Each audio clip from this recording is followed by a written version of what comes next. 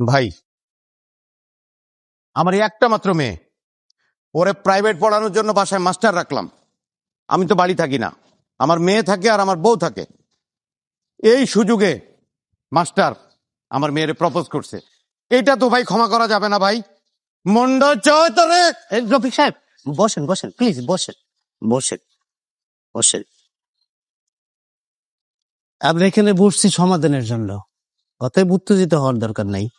ভাই আপনারা সম্মানিত মানুষ, আমার তো মান সম্মান সব গেল, এর একটা সমাধান দিয়ে যান আপনারা।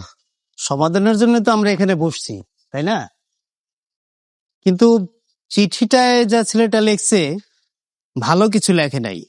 তবে একটা কথা চিঠিতে লেখা, আপনার মেয়েও কিন্তু ওকে একটা চিঠি দিছে, সেই জন্য আপনার মেয়েও কিন্তু দোষী।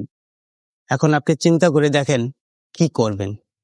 ভাই মান সম্মান তো আর ফিরায় আনা যাবে না। একটা মাত্র মেয়ে, বউ, এরা থাকে একা।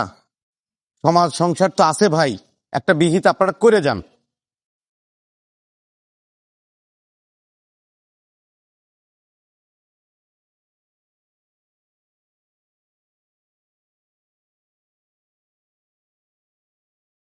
রফি সাহেব, আমি আপনাকে একটা কথা বলি, এটা আপনার ভালো হবে, আপনার সম্মানটুকু বাঁচবে।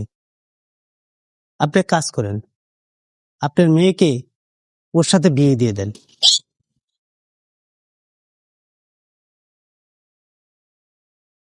চাচা, বেদবি না নিলে একটা কথা বলি। আমি আমি এটা চিঠি দিছি, কিন্তু চিঠিটা তো একটা পুরো পৃষ্ঠায় ছিল। অর্ধেকটা আপনাদের হাতে আর অর্ধেকটাতে আমার।